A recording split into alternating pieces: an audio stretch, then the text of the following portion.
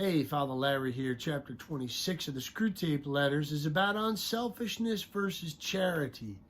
So, very interesting contrast between these two things. He's going to make some critical distinctions, and at the end of this thing, we may never say unselfishness again.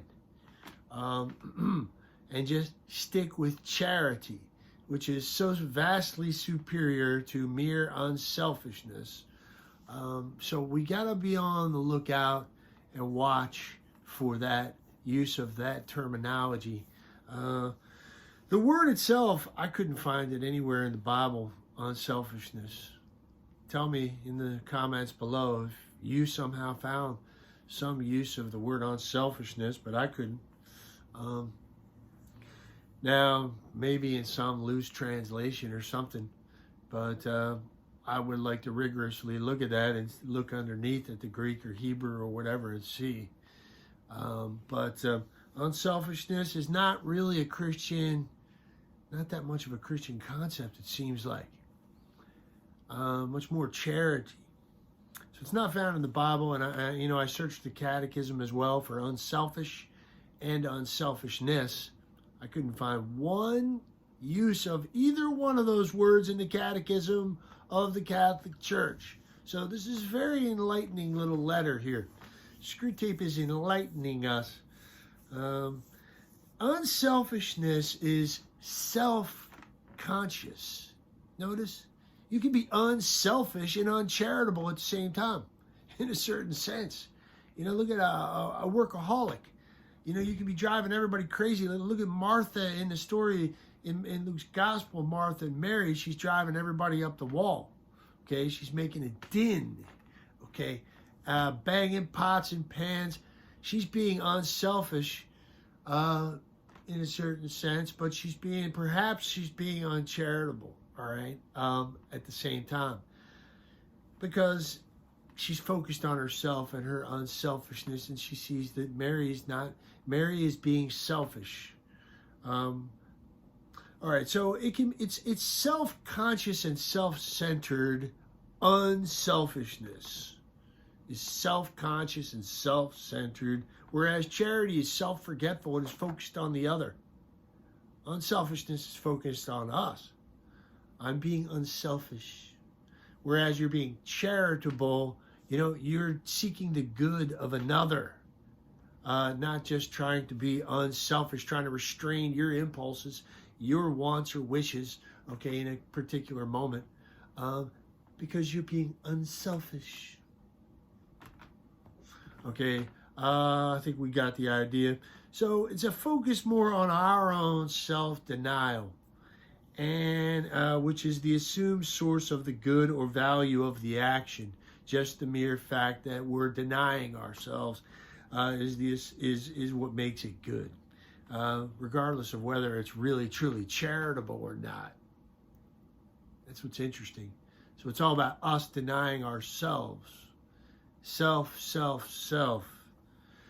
Unselfishness between the sexes. It's an interesting point he makes here. Thus, while the woman thinks of doing good offices and the man of respecting other people's rights.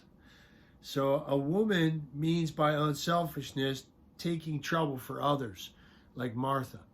Whereas a man means not giving trouble to others, keeping the peace. So the woman glares at the husband on the couch, who's trying to keep the peace perhaps and not make trouble. And he thinks that, he's being, she looks at him as being selfish. Whereas he looks at her causing all kind of trouble, making noise in the kitchen and banging around and snapping at the kids or whatever, and sees her as being selfish because she's disturbing the peace and he's not doing anything. So that's an interesting insight. It's debatable, I guess. You married people can debate about this difference that he points out between men and women, but it's interesting. But we can both regard the other as radically selfish. So this seeds of domestic hatred.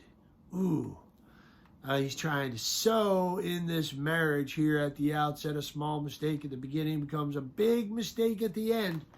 Okay? You know, when they first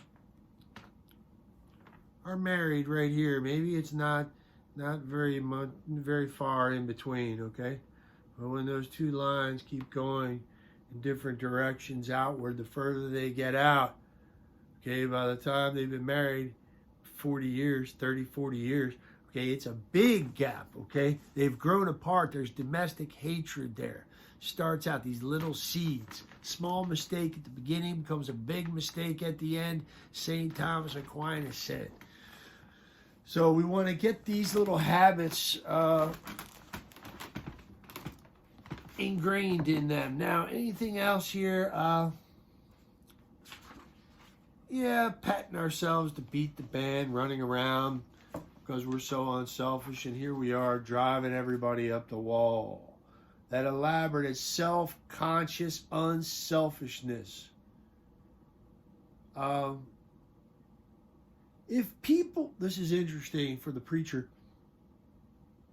A sensible human once said, if people knew how much ill-feeling unselfishness occasions, it would not be so often recommended from the pulpit.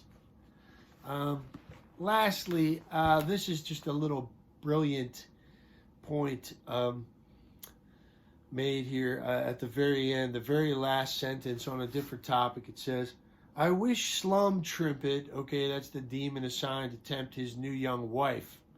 I wish Slum Trimpet would do something about undermining that young woman's sense of the ridiculous. I love it. That's a word C.S. Lewis loves. C.S. Lewis is just, you know,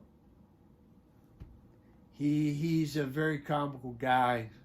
He wants to laugh, you know. I think he's very jovial. I think he has a sense for the ridiculous himself. And he wants us all to have this sense of the absurdity, how absurd and ridiculous we really are. You know, we're little kids fighting and squabbling in a sandbox over the dump truck and the bucket, you know, okay? We're a pain in the neck, right? We're just little kids. And the more we see that and realize that from the Pope and the President on down, all of us, we see how ridiculous we are. And it's actually kind of almost, it can be entertaining and endearing. Other people's character defects or follies and foibles can actually become a little bit endearing. And we kind of laugh at some of this ridiculousness around us. So anyway, we had a long one last time, so this one's a short one. So until next time, God bless you.